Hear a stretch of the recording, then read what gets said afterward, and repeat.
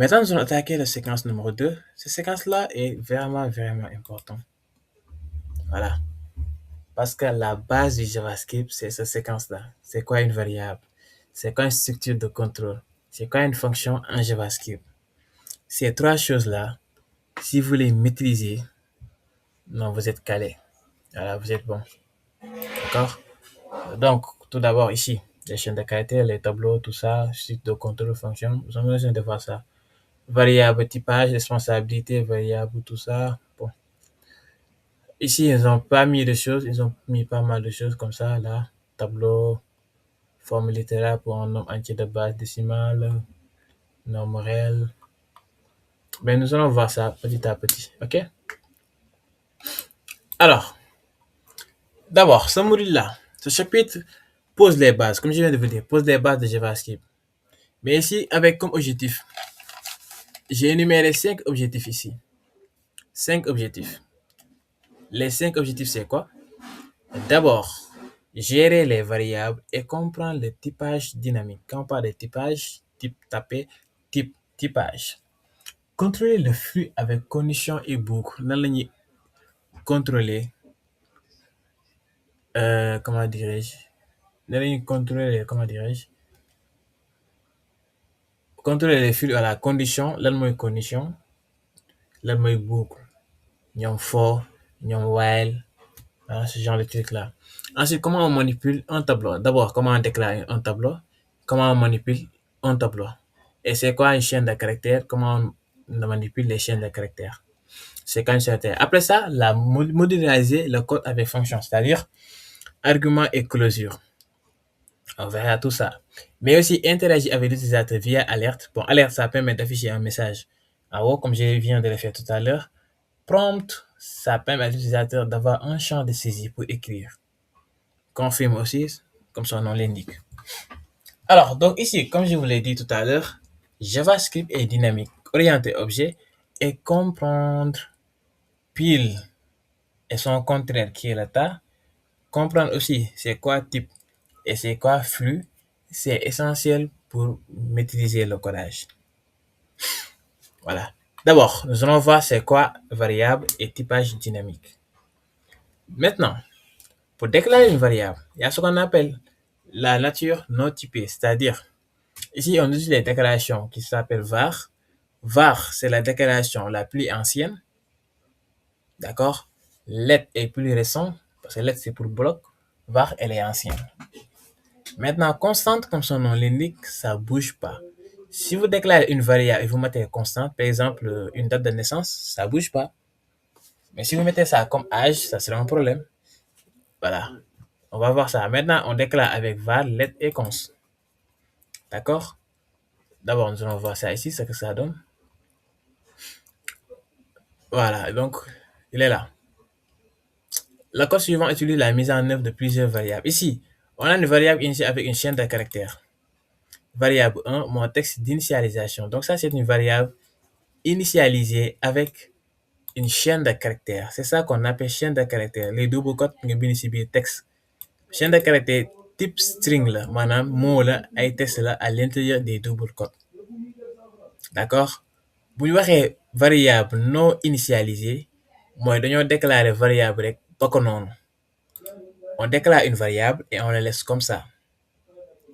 Quand on parle de définition de plusieurs variables en une seule instruction, je peux déclarer une seule plusieurs variables. Par exemple, là, définition de plusieurs variables en une seule instruction. Par exemple, ça, c'est une seule instruction. J'ai mis uniquement des 1, là, j'ai déclaré une première variable qui s'appelle variable 3 et j'ai affecté 2. J'ai déclaré une variable qui s'appelle variable 4 et je l'ai activé. Je l'ai donné, comment dirais-je, type chaîne de caractères. Alors, nous allons voir comment on déclare une variable. Maintenant, je vous ai dit que là, c'est le mode externe. D'accord? Mais moi, pour faciliter la tâche, je peux même utiliser là, ici, ou bien je le fais ici. Donc, les deux, ça marche. Mais les exercices que je vous donnerai après, on va utiliser JavaScript à l'intérieur d'HTML. D'accord? Voilà. Là, je suis dans le monde externe. Donc, vous voyez déjà, j'ai fait, comment dirais-je, j'ai fait le link. Hein. J'ai fait le link. Maintenant, il y a la première façon, c'est let. Let, c'est la version la plus récente. Je peux déclarer une variable. Je demande à un étudiant son nom son prénom et sa date de naissance. Par exemple, je peux dire let nom. Donc, variable dama koy jox tur. Affectation, je vous ai dit ça en algorithme. Algorithme, ba affecté nan ngay def. Algorithme ba affecté, tu fais comme ça, et tu mets 2 fois tiré du 6. Non, pas ça, c'est l'ouverture. Comme ça, tu mets 2 fois tiré du 6. Comme ça. En algorithme, c'est comme ça qu'on affecte. Alors que l'algorithme n'est pas un langage de programmation. Donc, raison pour laquelle, dans le résumé, j'ai mis là-bas égal. Pour pas, pour ngeen bañ a juum. Donc, ici, on met let nom. Donc, d'abord, variable dañ koy jox turam. D'accord? Léegi nag, lan laa ko bëgg a laaj nan nga tudd. Maintenant, pour nga laaj nit ki nan nga tudd mu am possibilité pour mu tontu la, il faut ñu utiliser benn proportionnalité. C'est-à-dire qu'est-ce qu'on utilise? On utilise prompt. Prompt bii nag mooy permettre moom am fu mu bind. Mais prompt bi, ça sera accompagné d'une chaîne de caractères. Comme par exemple, benn placeholder lay nekk comme genre formulaire en HTML. Qu'est-ce qu'on va mettre? Déjà, on a mis prompt, on fait entre parenthèses, d'accord? On met les double quotes comme ça. Léegi prompt bi li nekk ci biir chaîne de caractères bi gis ngeen message string message bi ngay bind type bi string la maanaam test la kon fii mënul nul. Ok, donc là laa koy laaj noo tudd, comment tu t'appelles. Par exemple, je mets comment tu t'appelles, comme ça. Et su ma neexee ma ñëf fa benn point virgule. Et là, je mets point virgule à la fin. D'accord? Et à la fin, je peux mettre comme ça, point virgule. Ok? Donc là, je déclare une première variable. Maintenant, si j'enregistre ça, on va aller checker ce que ça donne. Donc, on aura la possibilité de mettre quelque chose ici à l'intérieur. Vous voyez? Donc, prompt bii nii mooy ubbi champ bi à l'intérieur moo ñuy permettre ñu mën a bind fii ci biir. Comment tu t'appelles? Voilà, je m'appelle. Mën naa bind fii lu ma saf. Je peux mettre je m'appelle Rasoul comme ça. Mais su ma defee envoyer da ngeen di gis ne day jeex parce que amul benn condition, amul lenn loo xam ne bind naa ko pour maîtriser les actions et tout. Donc déclaré naa première. Donc lii nii type string la. Su ma neexee aussi tamit ma dindi lii mu bañ a afficher ma ba ko nii. Ça aussi, ça marche comme ça. Type string. D'accord? Su ma neexee aussi tamit ma déclarer beneen pour xam âge maanaam type bi dama leen di jàng aussi gis ngeen bi mooy type string. C'est ça qu'on appelle le type string. Donc en JavaScript, on a des différents types. Bi si njëkk, d'abord je déclare les variables. Bi si njëkk gis ngeen bii laa def léegi mon texte d'initialisation. Variable initialisation avec une chaîne de caractères. Chaîne de caractères mooy string. String mooy texte. Chaîne de caractères kañ la nekk chaîne de caractères bu amee texte bu nekkee ci ñaari double quote. Ok, mais string mooy texte. Raison pour laquelle ici on a mis quoi? Vous voyez, type booléen. Type booléen mooy lan? Moom toujours vrai ou faux lay répondre. True or false. Bu dee nul la, type dont l'unique valeur possible est nul. Kon foofu faudra ngeen xam ni une variable possède cette valeur afin de spécifier qu'elle a bien été initialisée mais qu'elle ne pointe sur aucun objet. C'est ça qu'on dit nul. Maintenant, si c'est un number, c'est comme son nom l'indique. Le type number ne représente qu'un nombre. D'accord? Number, nombre. Maintenant, si c'est type string qui représente une chaîne de caractères. Moom day nekk toujours entre de double quote. Bu fekkee number la moom du nekk double quote.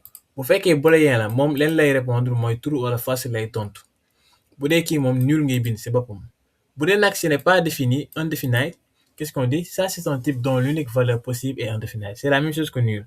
C'est-à-dire ici une variable définie possède ses valeurs avant qu'elle soit initialisée. On va voir ça. Ok?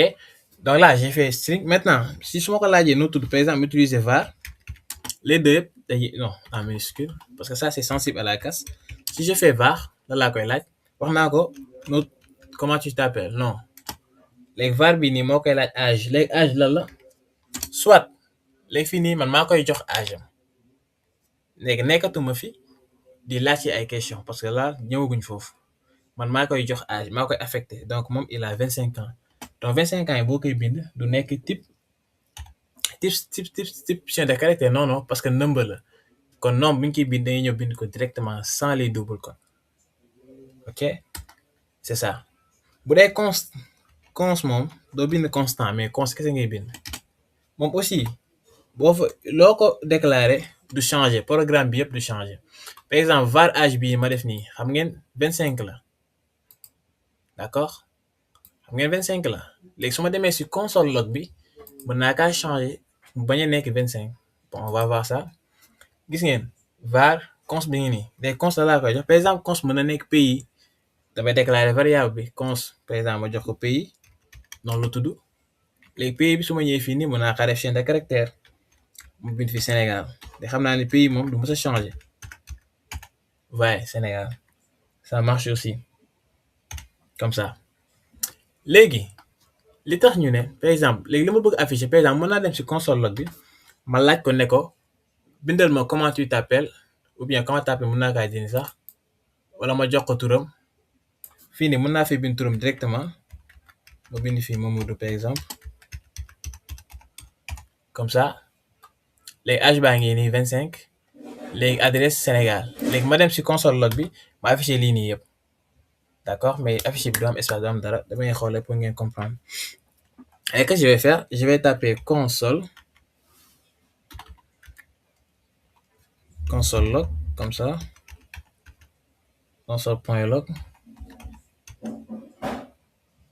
ouais maintenant nan laay def may bi les entre parenthèses à l'intérieur léegi fii nag du am double code parce que boo defee double code rek day nekk chaîne de caractère alors que fii variable lañ fiy def donc su ma defee non kese su ma demee si console log bi Mamadou Ndiaye kese may affiché su fekkee nii laa ko bàyyi xool leen non kese xool leen su ma demee si console log bi ni muy def su ma ñëwee fii nii ici si je réactualise fii nag du affiché dara parce que si console bi la console pour nga def fa il faut nga def clic droit xaaral ma yokk fii pour aller dans le console il faut qu'on fait clic droit comme ça et je fais dans inspecter su ma bësee inspecter ma dem si console bi là gis ngeen mi ngi nii si suuf Mamadou Rassoul il est là gis ngeen en bas Mamadou Rassoul voyez parce que moom laa bind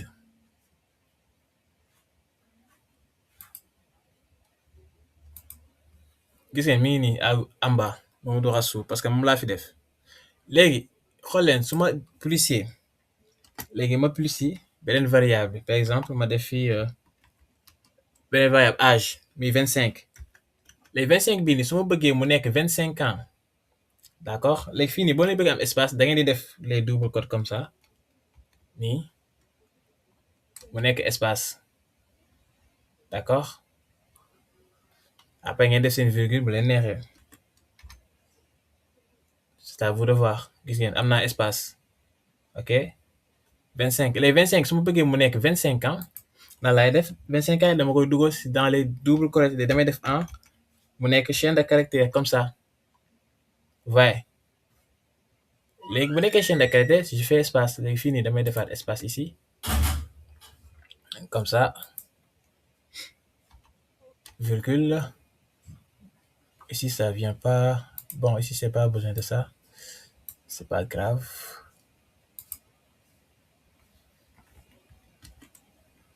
bon j'efface ça là j'ai les 25 il est là maintenant je vais ajouter quoi on a quoi d'ailleurs je mets les double codes ici je pourrais même mettre plus mais là au lieu de mettre les 25 qu'est-ce qu'il fallait mettre uniquement variable le nom du variable c'est quoi ici le nom du variable c'est âge donc on met âge ici ouais donc c'est l'âge qui va prendre cette partie là ok si je mets âge ça va me donner les 25 vous comprenez donc c'est un peu ça ici ouais Mamadou Rassoul 25 les 25 là il est là les 25 en haut comme ça il se retrouve ici Mamadou Rassoul 25 Maintenant, si je rajoute aussi plus cons, si je mets ici plus cons, je mets plus, je mets les doubles cotes comme ça pour l'espace. Bon, c'est pas grave. De toute façon, on est là pour voir. Et je mets le nom. Par exemple, cons, c'est quoi? C'est pays. Pays. Voilà. Ouais. Il y a Mamadou sur 25 Sénégal ici. Mini en bas. Voilà ici, c'est Soufi. Donc ça, c'est la console log. C'est un peu ça. Ça nous permet de bien manipuler. Donc, nous allons déclarer les variables. Let, moi, version bi gëna récent. Moom day déclarer chaîne de caractères, day déclarer nombre, day déclarer chaîne de caractères, day déclarer type booléen, nul ou bien indéfini. Yëpp lay def. Maintenant, console bii nag, c'est pour tester dans la console. Su fekkoon dama ko dindi, par exemple, ma dindi console bii nii, def si alerte.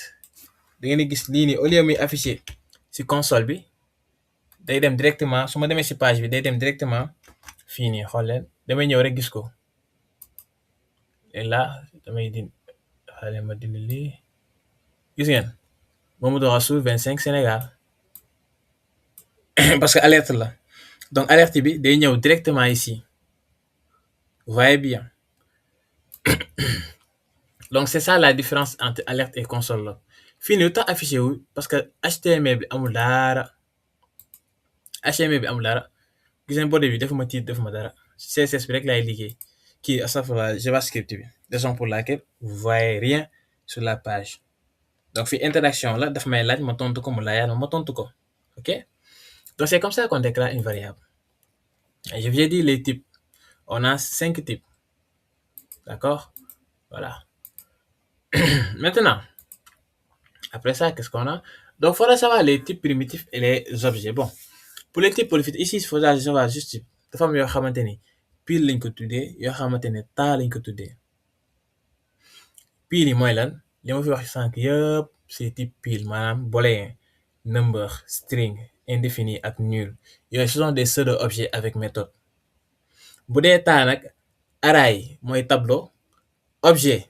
aussi c'est un objet fonction aussi tamit ñoom ñett ñi ñooy ànd d'accord alors je vais montrer comment on déclare ça là je vous ai montré comment on déclare une variable maintenant je peux déclarer un tableau gis nga lii yëpp def naa ko te su ma neexee ma déclarer tableau léegi tableau bi je vais déclarer ça je vais mettre let je déclare tab tableau bi tab laa ko tuddee léegi faudra savoir que tableau boo ko déclaré pour l'instant sama tableau su ma neexee ma stocké si def si dara su ma neexee ma ba ko noonu lii la ñuy déclarer tableau ça uniquement voyez lii kese mooy tableau léegi su ma neexee sama biir tableau bi ma def fa li ma bëgg soit chaîne de caractère laa fay def wala ma def fa 1 virgule 2 virgule 3 virgule 4 virgule 5 maa xam après su ma neexee mën naa manipuler données yi si biir tableau bi donc lii tableau la léegi bu fekkee tamit damay déclarer objet var la ñuy def var par exemple ma def var objet maintenant fii nii dafa am deux choses let tableau c'est pour la tableau un tableau toujours day am nom d'accord fonction moom accolade lay am mook objet ñoom ñaar ñoo yem ñooy ànd parce que objet yi c'est à l'intérieur des fonctions par exemple si je déclare ici fonction ñoom amul variable da ngay ñëw bës fonction directement soit nga jox fonction bi turam je peux l'appeler par exemple Moussa. Maintenant je viens ici à l'extérieur du fonction j'ouvre les accolades là accolades yi si biir nag fa lay liggéey li ma soxla su ma neexee aussi tamit fonction ma bokk noonu bañ see def tour comme ça def lu ma saf si biir à l'intérieur ça aussi c'est possible léegi c'est ce qu'on fera dañuy dem molomol pour l'instant yaa xamte wuñ ça c'est les fonctions d'accord même boo tegee nii fonction missing pourquoi parce que bon attends je mets le nom ici je mets comme ça par exemple je mets nan laa koy tuddee sax je mets ER comme ça voilà donc là am déclaré naa sama fonction Donc à l'intérieur mun naa déclarer sama variable def lu ma saf def samay sous condition et tout sous programme. Donc c'est comme ça qu'on déclare une fonction. Maintenant fonction bu la neexee nga jox ko sa tur bu la neexee tamit fonction bi nga bañ kaa jox tur ba ko nii kese day marcher aussi ba tey mais mieux vaut donner des noms à vos fonctions. D'accord? C'est la moindre des choses à faire. Voilà. Donc là on est bon. Maintenant, voyez, array. Array mooy tableau. Ce que je viens de faire, c'est ça qu'on appelle tableau. L'objet et fonction s'en vont ensemble. Donc ça, ce sont des références dans la pile. Ce sont des piles mutables. On peut les utiliser à l'intérieur du programme. OK? Ça aussi, c'est la conversion de détermination de type.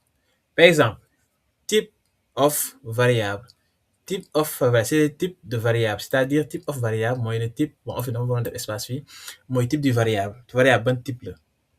Bu fekkee ne da nga bind toString, mooy da nga jël chaîne de caractère bi, da ngay convertir en chaîne de caractère. Yi ce sont des noms qu'on utilise. Léegi bu fekkee ne conversion en nombre la. Par exemple, sànq defoon naa prompt. Prompt bi lan laa ko laaj? Je vais demander comment tu t'appelles. Comment tu t'appelles boobu noonu? Xam ngeen j'ai pas besoin de nombre. Raison pour laquelle j'ai pas mis ça.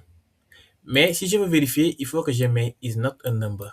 Si on met is not a number, ça c'est pour vérifier. Par exemple, si on avait un étudiant, l'étudiant s'appelle par exemple Moussa. Et je veux savoir, Moussa, il a combien de notes? Et si Moussa écrit par exemple un autre nom que de lettres, ça va pas passer. Raison pour laquelle on utilise pass int, c'est pour faire quoi? C'est pour convertir en nombre en entier uniquement. Pass float, c'est pour tolérer les virgules. Si c'est pas les deux, c'est not a number. Not a number, ce n'est pas un nombre. Donc bii entier la, bii on utilise pour les décimales bu fekkee day am virgule. Bii moom mooy soxlawuñ nombre foofu, mooy is not a number. Donc dañuy bind lool à l'intérieur ici on met les conditions. OK? Maintenant, après ça, il y a ce qu'on appelle les conditions. Les conditions, la première condition, c'est if et else. If et else, exécution la selon condition. Bu dul lii, si, sinon la. Bu fekkee dañu am 3 quoi, si, sinon, yëpp doxul, kon dañuy def après sinon si. Bu fekkee ne dañoo bëgg a def sélection valeur exacte, kon il faut ñu dem dans avec switch. OK? Ça, c'est les conditions. On va voir ça. Par exemple, si je viens ici, j'ai déjà terminé ça. Par exemple, prenez fii. OK, léegi j'efface tout ça. Léegi on va déclarer une variable. Par exemple, var, d'accord, je vais calculer la note. Je vais mettre note 1. Comme ça, note 1 est égal à, je donne note. Bon, c'est 10, hein. Je donne 10, point virgule. Et je mets ici, bon, je prends ça, je le copie. Et je mets note 2. Voilà. Ici, au lieu de 10, ici, je mets 15. Ici, je mets note 2. Comme ça. Donc là, j'ai déclaré deux variables. Maintenant, si je fais la condition, je peux faire if. Maintenant, sur mon début, qu'est-ce que je vais faire? Ici, il y a deux choses à savoir. En algorithme, on apprend premièrement. Première chose, c'est quoi? On fait if si note 1 est supérieur à note 2, donc nangam nangam. Si note 2 est inférieur à note B, donc nangam nangam. Donc, yow yaay contrôler. Bu fekkee nag loolu jàllul par exemple là, li nga def bu fekkee jàllul, kon premier appel la par exemple bu fekkee fii nii dama jël note 1. Par exemple, note 1 inférieur.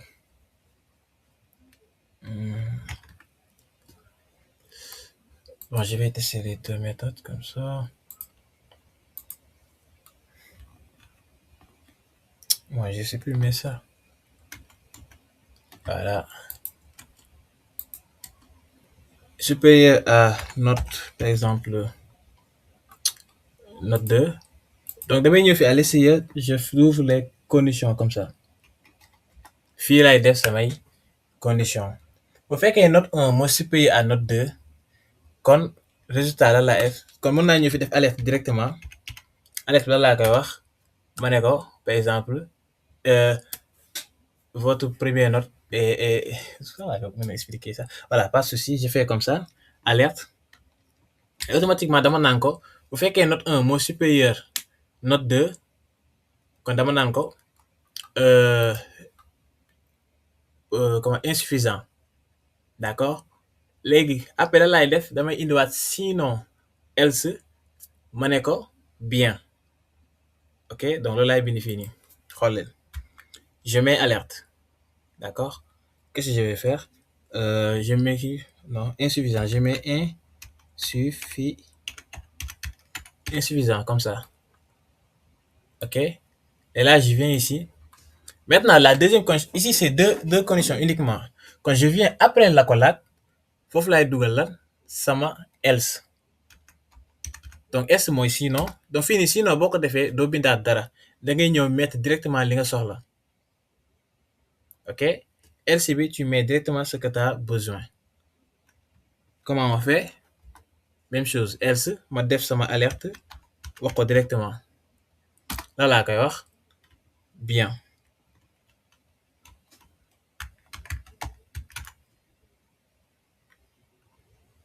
Et là, je mets point virgule à la fin. J'enregistre. Donc, on va aller voir ce que ça donne.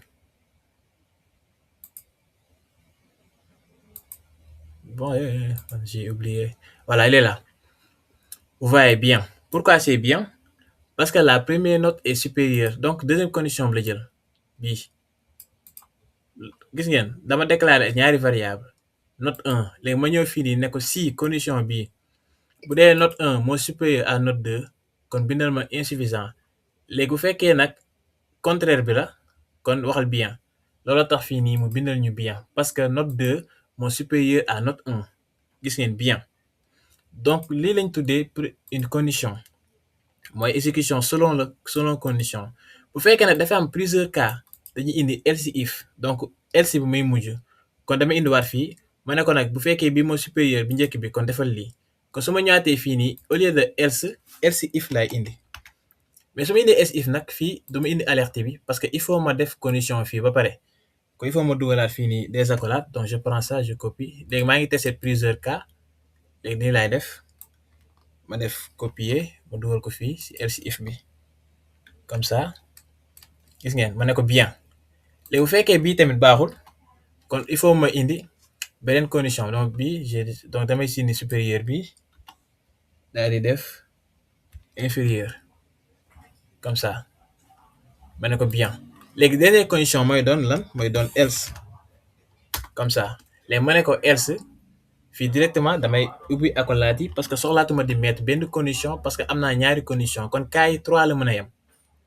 Kon alerte laay indi directement ma ne ko nag bu fekkee leneen la waa léegi la yow bu fekkee leneen la kon bindal ma nul.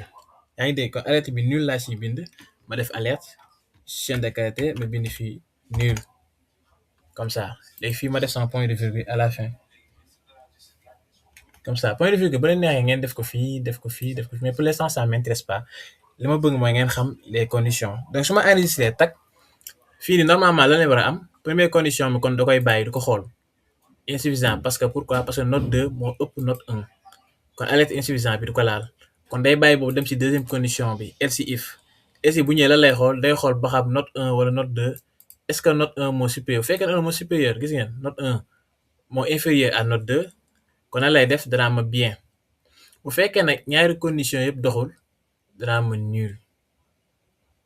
Bu fekkoon après on va xool leen su ma paree ma ñëw wan leen dootu gis ngeen bien lay indi toujours parce que 3 conditions lañ am. Léegi su ma changé fii nii au lieu de 5 ma def fi 10 xam nga ñoom ñaar ñoo tolloo. Léegi kon première condition bi baaxul parce que note 1 supérieur à note 2 deuxième condition bi tamit baaxul kon troisième bi la war a indi muy nul. Léegi su ma enregistré dellu normalement nul laa war a am gis ngeen nul il est là. Donc il prend la troisième condition nul. Donc nii la ñu utiliser les conditions.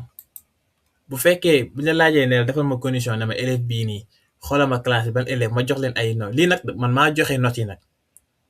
Léegi nag bu fekkee nag étudiant moo joxe notu boppam nag kon condition bi tamit nii lay demee ba léegi mais boobaa fii au lieu ñuy am lii nii xool leen léegi au lieu ñu am fii nii bu fekkee dañuy laaj étudiant si boppam kon au lieu ñuy def tur bi directement prompt la ñuy mettre léegi prompt bi nag moo ibbi champ pour ñu mën a wax ak moom dégg nga mu ne ko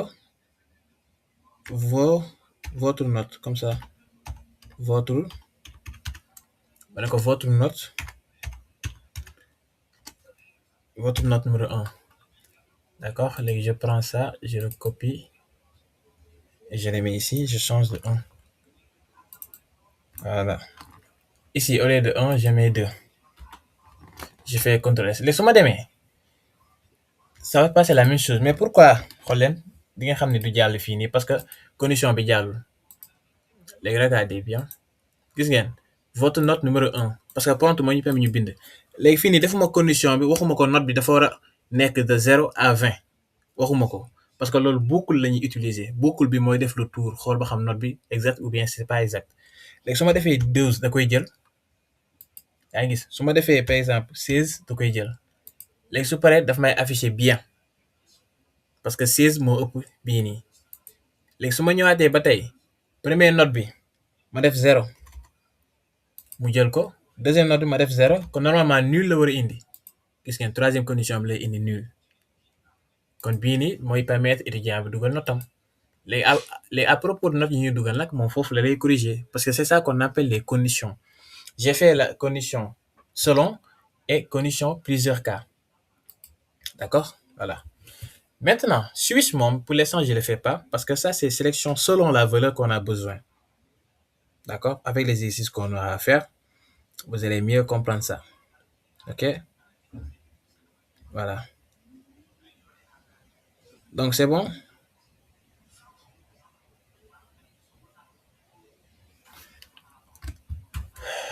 C'est bon maintenant quand on parle des boucles là faudra savoir que boucle dafa am naka lañ koy utiliser if else if switch yooyu condition la boucle moo am for tant que while tant que vrai for moom initialisation lay doon 0 lay commencer tout d'abord while mooy répéter bu fekkee dëgg la tant que loolu dëgg la rek da koy répéter do while moom mooy exécuter bu dee benn yoon au moins benn yoon bu dee for in moom kooku moom day objet yi lay wër ci tableau bu kooku tableau bi lay dugg di wër lan la soxla d'accord je vais faire des exemples sur ça maintenant aussi il y a les tableaux def naa tableau tout à l'heure bon wan naa leen ko donc tableau bi c'est un tableau avec chaîne de caractères. Mireille Lopez, t'as du mal à comprendre. Qu'est-ce que t'as pas compris?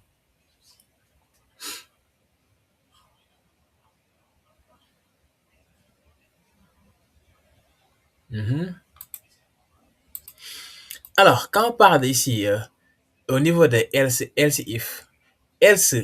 if ak else ñaari condition yi mooy benn selon condition maanaam benn condition moo am lii la wala lee la par exemple Mireille Lopez génn seen kër kon daf par exemple ma ñëw seen koñ di la seet ñaari condition moo am su ma ñëwee seen kër soit dama la fay fekk soit nga génn kër gi kon su ma ñëwee si kër gi wër kër gi yëpp gisuma la kon dama naan soit Mireille kon mi ngi si biir kër gi war naa ko gisuma ko kon Mireille benn condition moo fi am kon elle est à l'extérieur de la maison léegi nag bu fekkee moom dama ko wër si mbedd bi yëpp gisuma ko par exemple ñu ne ma Mireille mi ngi si koñ bi am nañ certitude que Mireille mi ngi si koñ wala mi ngi si kër gi par exemple te ñu ne ma kër gi nag ñaari néeg la am kër gi bu mu daj ñaari néeg kese la am kon man leer na ma ni su ma duggee si benn néeg bi su ma fa gisul Mireille xam naa ne mi ngi si beneen néeg bi kon bu dul bii di doon bee bu fekkee nag else if day ñëw maanaam if else ak else if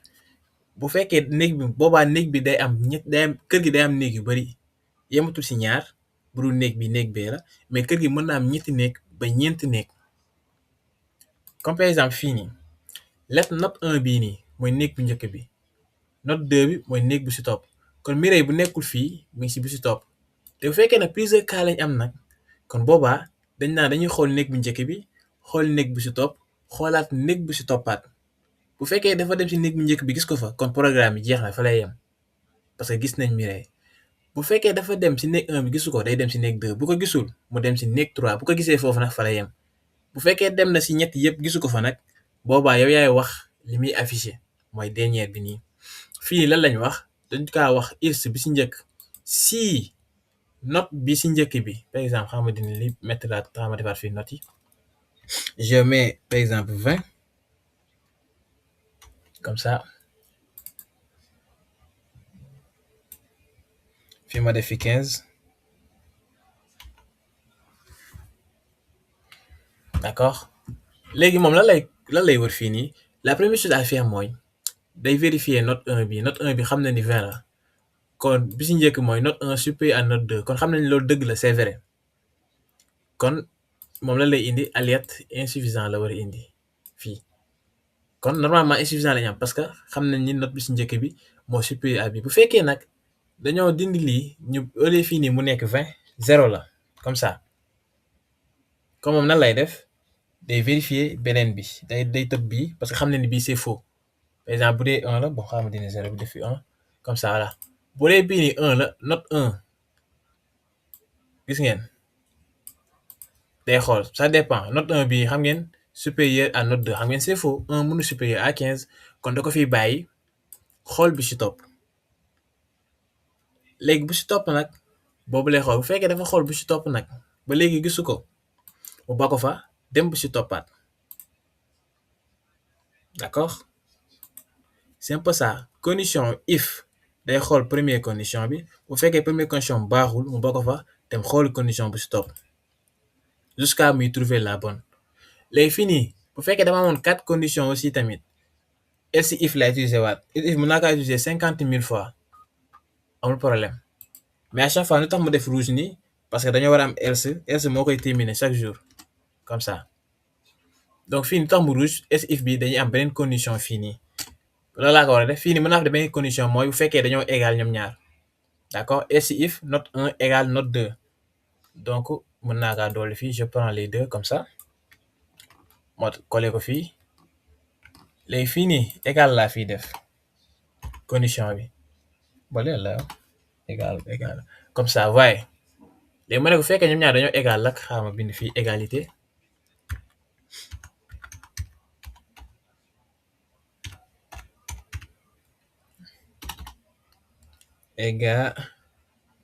égalité comme ça léegi bu si mbokk bu fekkee par exemple xam naa ni am naa ñetti condition soit note 1 bu fekkee moo supérieur à note 2 bi kon c'est insuffisant d'accord bu fekkee nag note 1 est inférieur à note 2 kon c'est bien bu fekkee nag ñoom ñaar ñëpp a tolloo kon égalité la léegi dernière condition bi lan lay doon bu fekkee du ñaar yooyu yëpp bu fekkee ay moins 1 kon fii dernier bi dañuy def nii rek ñu ne ko wax ñu nul la ñuy am bu dul ñett yi kon fii 3 conditions lañ am conditions yi mën na dem ba 50 conditions ça dépend si liñ bëgg a am ma ne ko afficher ma nul comme ça et pourtant ça marche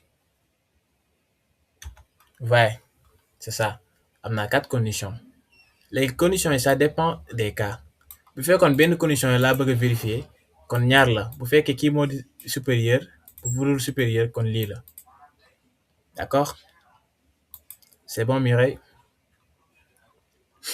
t'as capté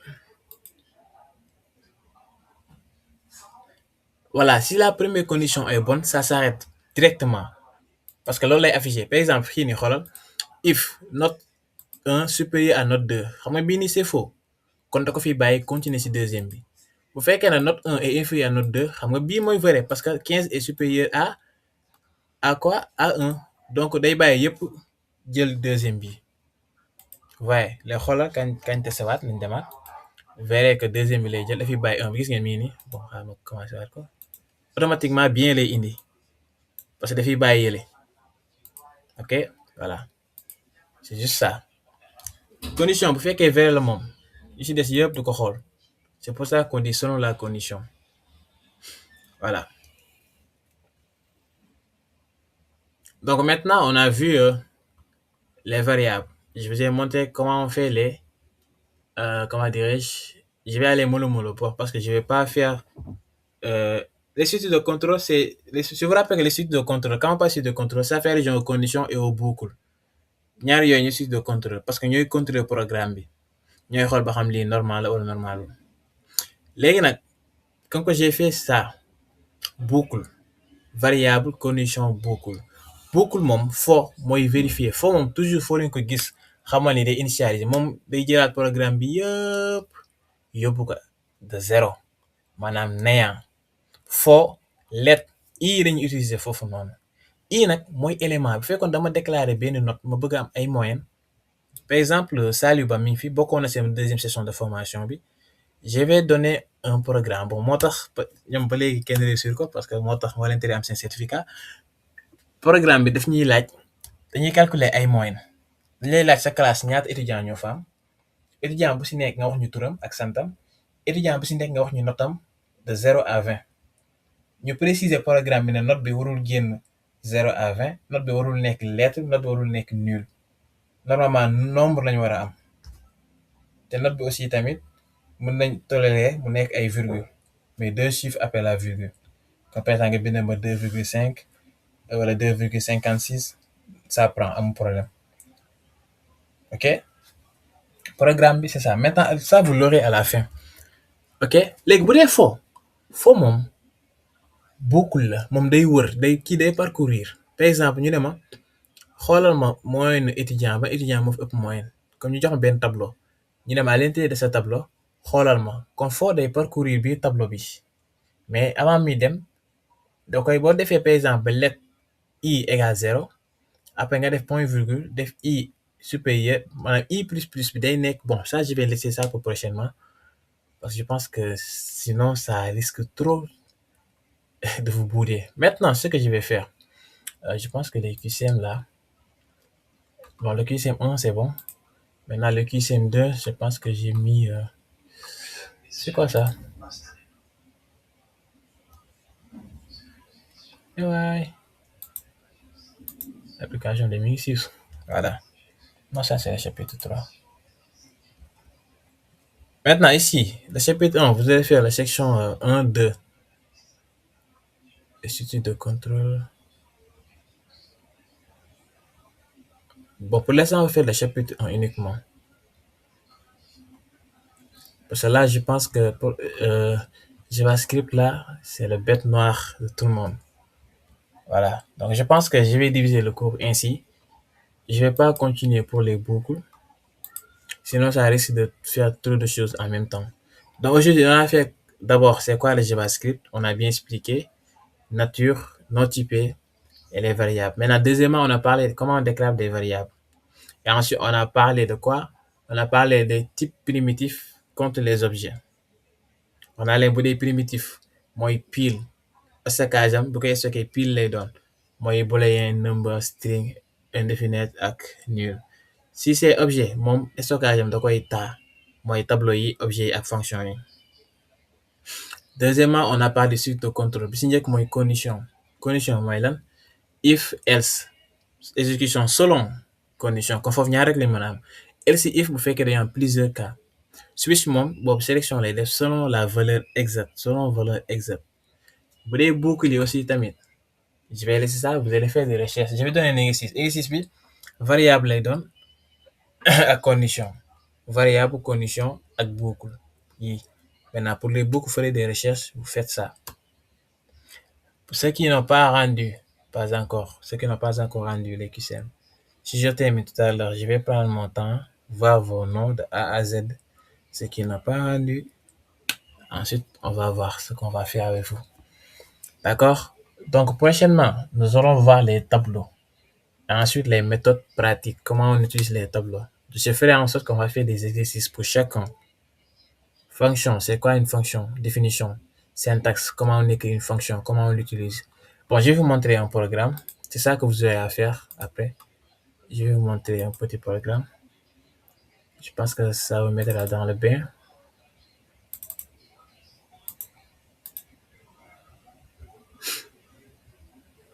Voilà. Donc, ce programme-là, vous voyez, ici, on a pas mal de choses. Je fais un zoom. C'est fini. On a déclaré un tableau au début. Tableau bi amul dara lañ fi stocké wul. Léegi après on a utilisé des fonctions. Ici yëpp ay fonctions la. Fonction ñu jox ko turu fonction bi ajouter étudiant. d'accord lii étudiant bi turu fonction bi la num mooy turu fonction étudiant bi d'accord léegi si biir ñu def si njëkk ñu déclarer variable lañ ko laajee étudiant bi na nga ko tudd gis ngeen léegi pourquoi ñu def fii nii plus num moo nekk nii après on va venir bon franchement on va venir sur ça d'accord donc num c'est le nom qu'on a déclaré ici c'est le nom de la fonction donc toujours il ajoute ça ici noonu étudiant bii nii prompt bi mooy affiché d'accord léegi lu mu dugal rek da koy ajouter fii ci fonction bi mi ngi nii voyez donc c'est un programme parfait qu'on a fait que j'ai déjà testé avec le document ce qu'on appelle le document object modèle avec JavaScript. Maintenant si je l'ouvre comme ça je pense que je l'ai ici voilà vous voyez maintenant d'abord j'ai utilisé avec le HTML5 parce que c'est ça qu'on appelle le DOM maanaam da ngay manipuler JavaScript ak CSS tant que bu soo commencé programme de commencer gis nga veuillez entrer un nombre valide pourquoi parce que fii nii defuma benn nombre te nombre fii nii dama ko wax ni minimum dañu war a am 2 étudiants fii nii bu fekkee da ngaa bës fii nii minimum 2 étudiants lañu war a am d'accord gis ngeen 20 21 22 23 24 wala soit ma saisir ko fii léegi mën naa choisir 4 étudiants au hasard léegi pare naa choisir 4 ma def commencer gis ngeen 4 ngi nombre d'étudiants ma ne classe bi 4 étudiants la am léegi su ma defee commencer tak moom pare na si HTML bi damay ubbil prompt pour JavaScript bi xool leen tak nom de l'étudiant numéro 1 parce que 4 étudiants laa bind ma ne ko kii Howard la tudd par exemple ma def ok mu laaj ma notam pourquoi parce que nëm bi ci topp la dalay laaj notam balaa moo dem si kenn note de Howard gis ngeen Howard bii nii mooy nëm bi ma bind fii tout à l'heure bon léegi ma ne ko note bi sur 20 la war a nekk gis nga sur 20 bi yaa koy bind léegi ma ne ko Howard am na 16 ma def ok mu ne ma nom de l'étudiant 2 ma ne ko moom par exemple Ndiaye def ok mu ne ma note sur kii ma ne ko moom am na 12 def entrée mu ne ma note de l'étudiant 3 tant que étudiant 4 yi jeexul du arrêté bu arrêté nag si lay soo ko def calcul bi génnee ñu meilleur étudiant génnee ñu moyenne classe bi génnee ñu lépp luñ ko laaj mais loolu aussi tamit c'est en manipulant JavaScript et HTML moo tax ñu koy afficher fii boobaa dootu afficher si onglet bi mais day afficher si site bi ñu koy gis nii mën a zoom mën a def lépp comme HTML d'accord voilà donc notre étudiant numéro 3 ma ne ko ma def fi si rek si am na 14 léegi gis nga mu des étudiant numéro 4 ma def fi awa léegi mu laaj ma notam ma def fi 18 wala 19 ok gis ngeen automatiquement nan lay def dafay bind tur étudiant yi Awar c'est sur 20 parce que sur 20 la Ndiaye 12 sur 20 si 14 sur 20 awa 19 sur 20 léegi mu indi ma moyenne de la classe 15,25 sur 20 meilleur étudiant awa la 19 sur 20 nombre total d'étudiants 4 gis ngeen lii nii yëpp JavaScript lañ ko programmer mais pas dans la gis ngeen xooleen HTML bi lii kese la am HTML bi lii rek la am xool leen body bi mi ngi nii péré bi moo affiché lépp résultat gis ngeen événement baa ngi one click commencer lancer commencer waaye mais li si des yëpp si biir script bi la nekk si lañ programmer def suñuy condition def suñuy boucle def lépp tout voilà donc après si je termine le programme à temps j'espère que les examens ne seront pas programmés à temps parce que cette semaine je vais terminer les 2 modules traitement d'image ak jeu vidéo ci jour bi laa koy terminer ça c'est facile bëriwul léegi li si des nag li si bëri mooy langage C aussi tamit 2 modules la c'est pas compliqué XML 3 modules la c'est pas compliqué yooyu moom je peux les terminer en un seul jour ou bien 2 jours c'est pas trop compliqué. Alors, je pense que c'était tout pour aujourd'hui. Prochainement, nous allons faire les boucles, les fonctions et les tableaux. Si on termine ça, nous aurons le temps de se pencher la programmation orientée objet, le chapitre numéro 3. Donc ici, ça c'est théorique, hein. C'est juste théorique, c'est des choses à comprendre, parler, comment on fait, manipuler les choses avec HTML et le code, tout ça. Donc c'est pas beaucoup, ouais, c'est juste ça. Ok. Alors, avez-vous des questions? S'il y a des questions, je les prends. Donc tout à l'heure, je vais vous donner un exercice à faire et vous les rendez. Maintenant, pour l'exercice, vous pouvez utiliser le code dans HTML, comme je viens de le faire.